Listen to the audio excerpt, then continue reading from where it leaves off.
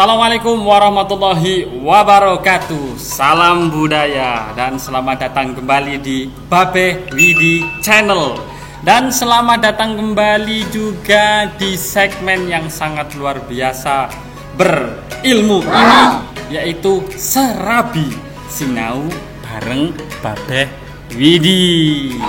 Oke, sebelum ke materi ya, jangan lupa pokoknya untuk panjenengan semuanya, khalayak masyarakat dan anak-anak semuanya, jangan lupa untuk di like, subscribe, komen, dan share. Semoga banyak pahala untuk panjenengan semuanya setelah mensubscribe dan like, men-share, dan komen video ini. Untuk kali ini kita masih berjumpa lagi di Serabi mata pelajaran seni budaya teater. Dan kali ini kita akan membahas tentang kepenulisan ya. Seperti yang kemarin Pak Guru bahas, bahwa kepenulisan ini sangatlah penting di dalam teater. Kepenulisan berarti erat kaitannya dengan naskah lakon, atau ada yang bilang skrip, ada yang bilang naskah. Itu sangat erat kaitannya. Mari kita bahas satu persatu. Jadi kemarin sudah kita bahas bahwa teater memiliki sekurang-kurangnya 5 unsur pembentuk penting di dalam setiap pementasan. Kemarin udah kita bahas nih. Yang pertama jelas nih, lakon atau cerita yang ditampilkan, naskah atau skenario tertulis atau skenario tak tertulis kalau di dalam teater kerakyatan. Ini sudah kita bahas kemarin. Yang jelas yang pertama adalah naskah, yang kedua pemain, sutradara, penonton, dan tata artistik. Kita akan bahas, kita akan pelajari, kita akan korek-korek tentang kepenulisan naskah lakon. Pengertiannya, naskah lakon merupakan penuangan ide cerita ke dalam alur cerita dan susunan lakon. Lakon ditulis oleh seseorang penulis naskah lakon berdasarkan apa yang dilihat, apa yang dialami, dan apa yang dibaca atau diceritakan kepadanya oleh orang lain. Kita akan korek satu persatu apa yang dilihat. Jadi, orang bisa nulis naskah itu karena melihat sesuatu. Apa yang dilihatnya. Contohnya, umpamanya tadi pagi-pagi datang ke sekolahan, di sana saya bertemu dengan seorang kakek inspiratif di mana dia berjualan kopi dan berjualan kacang dengan semangatnya menjajakan jualannya. Saya melihat, kemudian saya membeli. Setelah melihat dan membeli terus, saya mempunyai ide cerita naskah. Atau mungkin kalian melihat tetangga kalian yang begitu harmonis, anaknya berprestasi, rumah tangganya sukses, anaknya sukses. Nah, akhirnya terinspirasi kemudian dijadikan naskah. Itu apa yang dilihat. Pokoknya semuanya yang kita lihat itu bisa jadi inspirasi. Gitu. Terus apa yang dialami? Ini yang dialami sendiri. Seperti itu. Contohnya umpamanya saya mengalami sebuah percintaan. Saya menyukai seseorang, kemudian kami saling jatuh cinta, namun orang tuanya tidak setuju, tapi kami terus berjuang hingga akhirnya setuju dan kita hidup bahagia.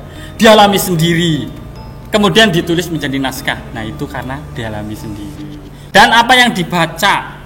Ya, kalau dibaca ya contohnya kita lihat tentang, kita membaca koran tentang virus corona, tentang perjuangan seseorang di masa pandemi, kita baca artikel, kemudian kita bikin naskah. Itu apa yang dibaca.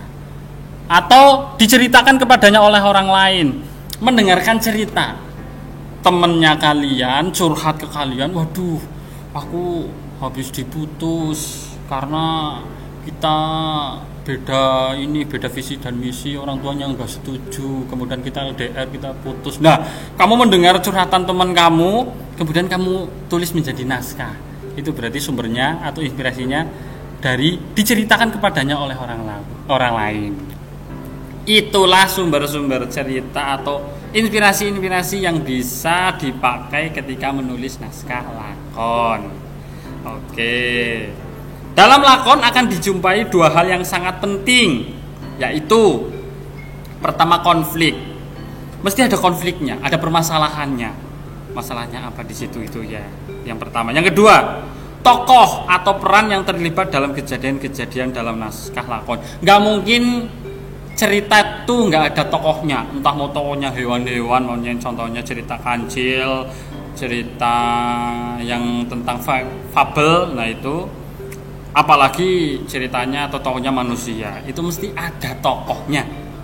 Itu dua hal yang penting ketika menjumpai naskah lakon. Oke, lanjut. Komposisi menulis naskah lakon. Yang pertama, tema.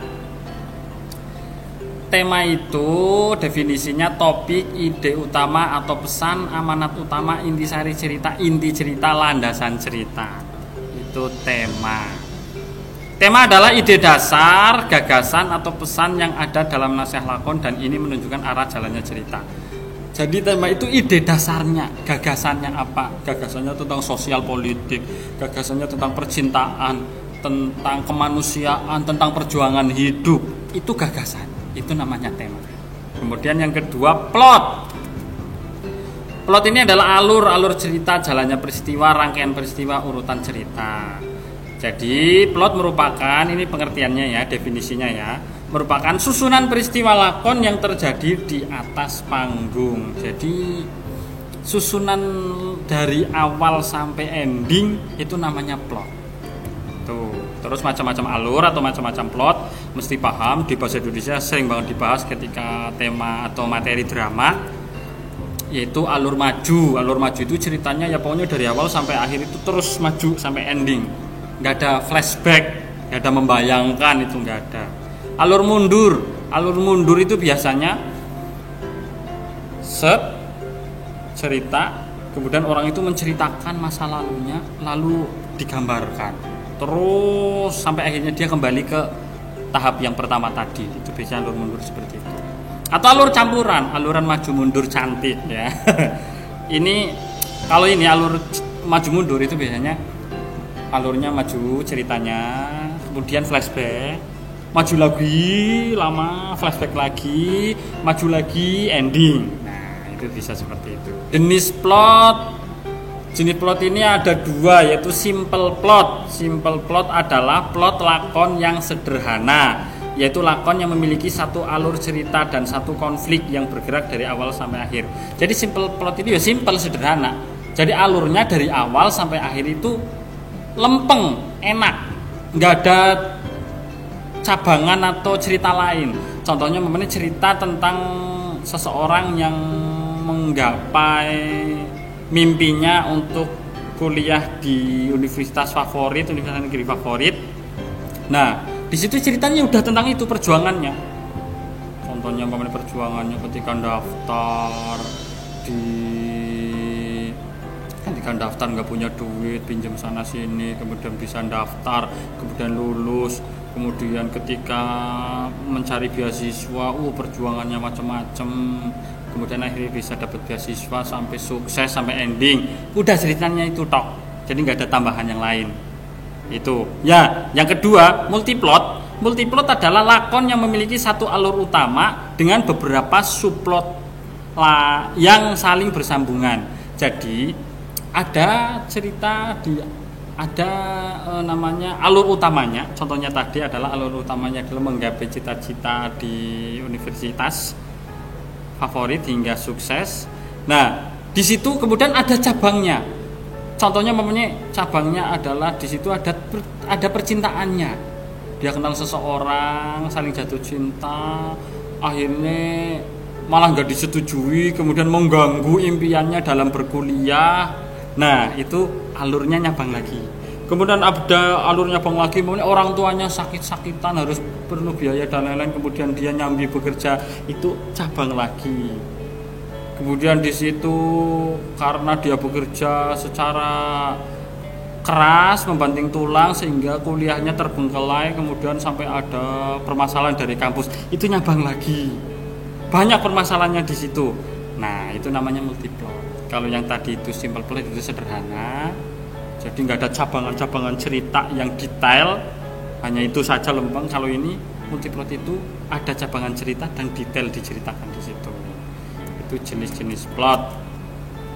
Kemudian kalau kita bikin naskah itu harus tertera atau harus ada settingnya, harus latar tempatnya di mana, di situ umpamanya di ruang tamu, di hutan, di sawah, itu harus ada, harus jelas diceritakan di situ biar ketika orang yang menggarapnya itu nggak bingung. Terus ada latar waktu, itu ceritanya apa, pagi hari, sore hari, siang hari, malam hari, seperti itu. Kemudian latar peristiwanya apa di situ diceritakan. Biasanya naskah itu kan narasi dulu, kemudian dialog. Nah, di narasi itu biasanya itu harus tertera tempatnya di mana, waktunya apa, terus peristiwanya lagi ngapain, baru dialognya. Sehingga ketika ada sutradara yang menggarap ke sebuah pementasan, sutradaranya tidak bingung, langsung tahu, oh ini. Itu berarti naskah yang bagus. Tipe naskah lakon. Ada tipe-tipe naskah lakonnya. Yang pertama adalah drama. Pengertiannya adalah salah satu jenis lakon serius dan berisi kisah kehidupan manusia yang memiliki konflik yang rumit dan penuh daya emosi, tetapi tidak mengagungkan sifat tragedi. Jadi di sini drama itu ya kayak kamu nonton sinetron, itu drama sekali. Yang kedua tragedi. Tragedi adalah salah satu jenis lakon yang tokoh utamanya dalam lakon tragedi di akhir cerita biasanya mengalami kesengsaraan dan kematian yang tragis. Contohnya Romeo dan Juliet. Itu tragedi. Atau mungkin Titanic. Wah, ini film loh ya. Itu tragedi karena endingnya lakonnya atau tokoh utamanya itu meninggal. Pokoknya tragedi itu kalau kamu mau bikin cerita tragedi itu yang endingnya itu tokoh utamanya itu meninggal atau sengsara, itu namanya tragedi. Komedi pengertiannya adalah lakon yang mengungkapkan cacat dan kelemahan sifat manusia dengan cara yang lucu sehingga para penonton bisa lebih menghayati kenyataan hidupnya. Ya pokoknya kita bikin naskah di mana naskah itu harus lucu. Ini nih komedi. Entah ceritanya, dialognya atau apapun di situ itu harus lucu. Itu namanya komedi. Satir adalah lakon yang mengemas kebodohan, perlakuan kejam, kelemahan seseorang untuk mengecam, mengejek bahkan menertawakan suatu keadaan dengan maksud membawa sebuah perbaikan. Intinya satir itu adalah cerita yang nyindir akan sesuatu. Contoh di situ, contohnya saya mau bikin cerita tentang korupsi bansos. Wah, tentang korupsi bansos. Saya ceritakan, saya sindir-sindir, bener-bener saya sindir-sindir. Gimana berasnya diganti beras yang murah, di situ ceritanya. Kemudian uangnya ditilep-tilep. Dan orang itu akan tertawa karena ketika melihat pementasannya atau membaca naskahnya, oh iya, ini kejadian nyata seperti ini. Wah, ini disinggung ini dengan cara yang entah halus atau dark, atau dalam atau deep. Nah, itu bisa, itu satir. Kemudian yang terakhir adalah melodrama. Melodrama adalah lakon yang isinya mengupas suka duka kehidupan dengan cara yang menimbulkan rasa haru kepada penonton. Ya contohnya kalau kamu nggak ngeh pementasan teater, coba kamu bayangkan film sinetron di Indosiar. Itu banyak sekali yang melodrama. Biasanya lakon itu diusir mertua, kemudian nyari kontrakan kehujanan, anaknya lari ketabrak mobil, masuk rumah sakit nggak ada biaya, nangis, itu namanya melodrama. Nah, seperti itu.